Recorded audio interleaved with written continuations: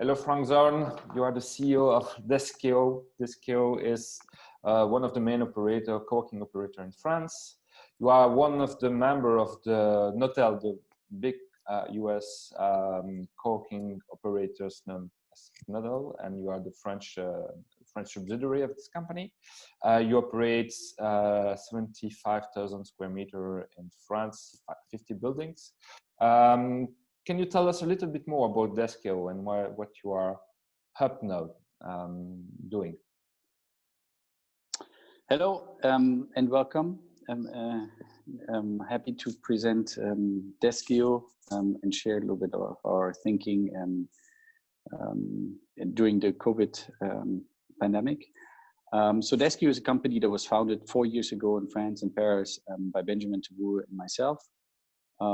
We started off because we had experience in the past that at the time the offering, the office offering in the market was pretty limited. Yeah, we know the traditional office market is long leases and very little service. Usually landlords propose actually an asset, and what companies are looking for is a product, something that works. And so we said there's an opportunity that we want to take where between landlords who need operators to create a new product, a more flexible and service-oriented product, and companies who are looking for those attributes, for more flexibility, for more services. There's a place for an operator such as Deskeo who can fill that gap and basically help two sides of the marketplace to meet. And so we started off with some smaller spaces, smaller companies, and over time, over the last 4 years, we have built a portfolio of 75,000 square meters. And with the distinct offering that is a little bit different from coworking, that is also different from the traditional offering that is actually in the middle, I would say, between the two. And our focus is really, is more about companies like of medium size and large size, where as a company in the beginning of the evolution and when there's only a few people, we believe that the co-working offering is the right thing to do. It's actually very attractive because companies don't have to invest. They can benefit potentially from the brand of the coworker. They get the flexibility, the service that they need to start their business. Once they pass the mark of like 10, 20 employees, their needs change in terms of office space and the way they work. They want to build their own culture. They want to put their values on the wall, their own colors. Mm-hmm. They also start to specialize. So they may have different teams, a team of developers, a team of salespeople, and it's difficult to put them all in the same room and be productive. And so that's where we come to play, and we basically build a product and co-develop a product with them where our brand is actually visible. And we co-create an office that looks like their office and that suits their needs in terms of workspace. So number of meeting rooms, desks, so that their teams can be productive and it still has the flexibility that is needed and the service because we're an operator. Yes, so there is this layer of service and hospitality that you are bringing, but as you said, you are accommodating more bigger players, bigger companies, and so it's similar to the approach Knotel as overall, isn't it? It's this kind of positioning where they can accommodate and have bigger players and serve them from smaller team up to bigger team that can have their own environment. So is it right that that's the philosophy of the broader group you are in now? Yes, exactly. So Knotel, the two founders of Knotel, Edward and Amo, they started off with a similar approach, actually, serving the same need in New York a little bit earlier. They started about 5 years ago, and they went a bit more aggressive. So they developed New York and built a big business there. went then already into other cities, went across the ocean, started London, bought a company in Berlin. And then we met about like 1.5 years ago with Edward, and he said, well, actually, we do the same thing. And we have the same understanding, the same philosophy of the market, the same philosophy of what we want to build. Mm-hmm. And we were looking for equity at the time to develop our business and to accelerate. And so we said, why don't we do this together? Because we're already in Paris, we have a big presence. For Knotel, it was important also to be in Paris as one of the biggest European real estate markets. And so we joined forces and said, okay, we'll develop. Benjamin and I continue to develop Paris. We also have a few spaces in Lyon. And then we'll bring our knowledge to the table and help to develop the overall business. And I spent some time last year in Amsterdam, in Berlin, in Dublin to help develop the European offering for Knotel. So there is a similar approach and move in Germany. I think you bought another. I think it's Ahoy that you has been integrated, which is a similar approach. When we discuss with them, we know them. They also were this big building with different floors where you had some either bigger companies in the area where you had smaller ones, and they could mix and mingle a little bit together. That was the philosophy. So now how is the European footprint for the group and including Deskeo and but you keep having those local brands operating. Is it right? That's how we see you, the group moving now in Europe, isn't it? Well, it depends a little bit on the market. So London was built internally. So it's Knotel since the very first day. Knotel, as you pointed out rightly, bought Ahoy in Berlin, and has now developed the Knotel offering as well. So there's Ahoy.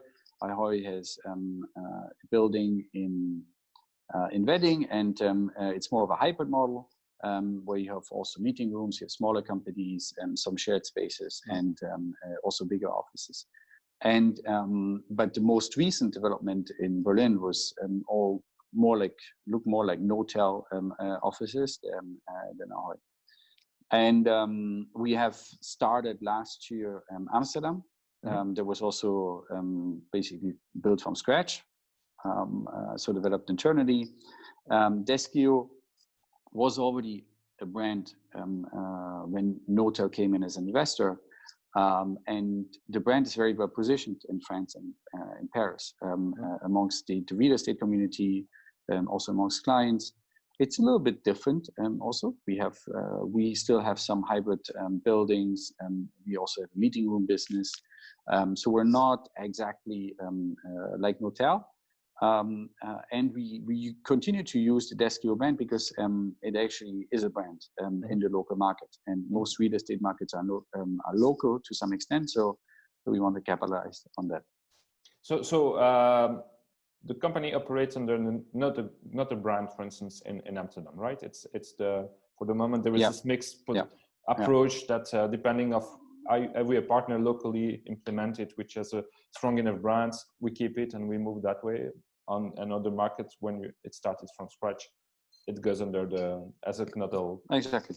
Knotel. So Amsterdam is Knotel, Dublin is Knotel. Overall, if a client wants to sign up for several markets, we operate under the Knotel brand. However, in the local market, there is that distinction where when there was a brand before and it was significant, which is our case, and for Deskeo, then we felt that it makes sense to capitalize and use a bit on that and use the brand a bit further. Something you mentioned as well was that Knotel has a slightly different approach than some other international brands, meaning that you were focusing now on big capital city, big metropoles, rather than trying to have a bit of you everywhere and in all smaller cities. So we know that there are some other footprint strategy that other operators are doing. Why so? And yes, now we're in a different time where we're more and more to speak about people leaving the cities and the metropoles. There's been discussion in London about that, for instance, or New York. Can you elaborate on that? And why that strategy? So we have our thinking is that we want to be where global companies go. And usually global companies, or at least in the places where we are today, we're in 17 markets and as Knotel, we're in the top centers of the global economy. New York, London, San Francisco, Amsterdam, Tokyo, Paris. And that's already a lot. And there's a lot of concentration in those markets, and there's a lot of square meters, there's a lot of clients. And we felt that as a matter of priority, for us it is important that we build depth in these markets, because that's where most companies go. And it's a local business. There's also physical and logistical components to it. So actually operating in many different markets has also some complexity to it. And so really our first focus is develop the biggest economic markets and be very present in those markets. And then potentially we may go to other secondary markets. What we also see is what you just mentioned. Due to COVID, there is talks in certain areas of the world that employees might move. Actually, companies may think to relocate certain employees to areas or to geographies where there's cheaper housing, maybe also cheaper talent. I think a lot about, we hear it a lot about San Francisco and Silicon Valley. And I think in certain areas of the world, that's true. I think generally speaking, we have also seen during COVID that working from distance is possible. So I'm sure that there will be more of that. I would say though that this is probably a long-term trend. I'd say that the short-term trend of more work from home, work from a distance, we will see a lot of that happening even right after COVID. People moving to other cities, it's a little bit more complex because it's, most people have family, a partner, so it's a little bit more difficult to do that step. But the suburb, so it's certainly they could start with suburb. Exactly. That's possible as well. That brings us to the other part, which is you made a survey in France regarding teleworking, all those new habits that were now widely embraced by many workers in France, everywhere in the world, but France is no exception. And one data which is striking is it says that 1 out of 2 workers in France fear that their employer asks them to go back to the offices as usual, and because of the what is called the presential need that some managers see as something that it's unavoidable, and also that there is this need to, they could give up. 80% of them say, okay, we could give up our office tomorrow because now we experience this new teleworking opportunities, and we know that some things we used to do in the past are not needed. Where coworking operators like you can find a place in that new world? So let me just comment on the second statistic. So basically, what we found is we did 3 surveys. One 2 weeks after lockdown, then a second a couple of weeks down the road, and at the end of the lockdown we did the third one.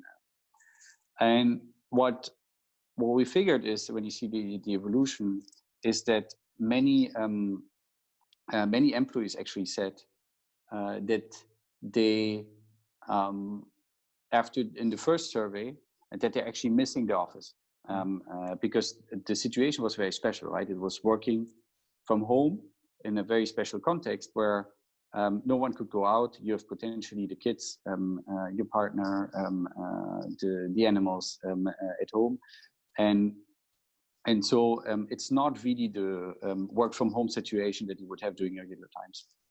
And people said, actually, I miss my office because I want to meet my colleagues, I want to exchange, I want to be able in a spot where I can really work. And then that changed over time. So the second survey, what we found is that basically people start to say, well, there's actually some good things about working from home. I don't have to travel for like 45 minutes in the morning and in the evening to go to work. So I save time. I can use it for other things. I can use it for my kids, for sports, whatever. There's also certain work that I can do better at home than I can do in the office. So we're all thinking about the big open space, where actually, if you have to do some heads down work, you need to be focused and concentrated. It's very difficult for most people to do that because offices are not built for that. And so there was the recognition of certain aspects that are very positive of work from home. And then people said, well, actually, I would love to continue to do that even after COVID and even after lockdown. And now we're in this phase where actually pretty much every company had to do some work from home. Employees are in a situation where they say, I would love to continue to do so. Not as much. We see that like a third roughly say up to like 1 day a week, which is already big compared to where we were before. Because before it was, in some companies it was happening, but in many companies it wasn't.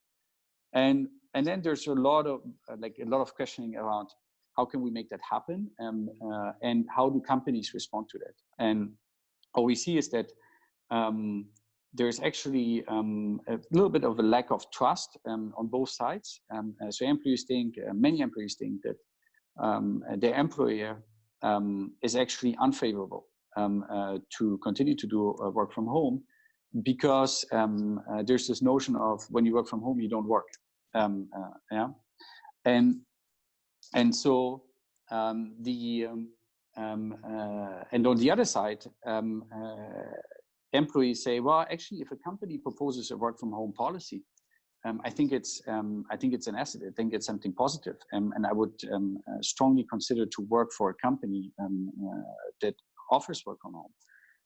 So there's a lot of I think there's this notion of employees want to do it. Companies are maybe a little bit more in a spot where they say, well, I hear that employees want to do it, but I don't know exactly how I can implement it. And what do I need to do to help my managers to actually accept and be able to just make them ready to manage teams in a normal situation with work from home. And then also, because we're talking about offices and co-work, how much space do I actually then need? Right? How many people will work from home? How many times? How do I organize? How do I put a culture in place where that actually works? And then what does it mean for real estate? Do I need less office space? How much do I need? And the 80% that we saw is actually people said, if I can do work from home, 80% would say I would be ready to give up my personal desk, and I would be able to do desk sharing, which is happening in many companies already, but not in all of the companies. And so there's a benefit also for companies to say, well, actually, maybe I'm able to reduce a little bit my footprint, real estate footprint. I save some cost. I can use that money and maybe invest in better offices where employees will come not because they're forced to come, but they want to come because they can do work, they can be productive. And also that's a notion that is becoming increasingly important. The notion of like having an office that is where you feel good. Because we spend a lot of time in the office, and one of the primary objectives obviously is to be productive. Yes, I go there to do work, but it's not only about work. And the question is also, what type of work are you doing there? And I think post-COVID, what will happen is that many companies will ask that question, what do I do with my office? When it used to be the place where you go to do your work, I think in the future, it's more about, well, it's a place where I build culture, where I exchange, where creativity should drive, where people perform together, maybe where I invite partners, clients. And so the notion of and the use of office will change post-COVID. I'm very convinced that this is going to happen. Yeah, more for the human interaction part, and as we are always multitasking, but sometimes now we could figure out how multitask and choose where we do some specific task from the workspace environment perspective, and when we have to, as you said, be productive, focus, heads down, we stay at home. Or exactly. Things like and that. we put a lot of thinking in workspace design. So yeah, when we take post-COVID and say, I have a company with 100 employees, so I need 100 desks, I need a couple of meeting rooms, a kitchen, and that's an office. Then there is already the notion of activity-based workspace, where you rather ask the question, what do people actually do? What type of work do they perform in the office? And so I think that's getting, that will get a lot more attention as it will evolve now. And we're putting a lot of effort in it to understand, together with our current clients and also new prospects, is, it's going to change, and we will use the office differently. And so that also means that we will build it different. In order to make it more attractive from productivity perspective, but also make it more attractive to employees, to customers who come to the office, because we mean to give them something that makes them come. Yeah, and then the hospitality expertise and the ability to create sound environment friendly, with well-being in mind, that becomes unavoidable features that the workspace has to have. And maybe it's better to let experts in that put that in place and operate it, just instead of just having to do it yourself. That's also the kind of message we hear more and more so from the coworking industry, isn't it? Yes, absolutely. Brilliant. Frank, thank you so much for the discussion. Wish you the best with the recovery and development. I'm sure you're on the good track, and maybe we will see you in Vienna for the Coworking Europe conference. And, with pleasure. And in the meantime, take care and all the best. Thank you very much. It was a pleasure to talk to you. Thank you. Good luck.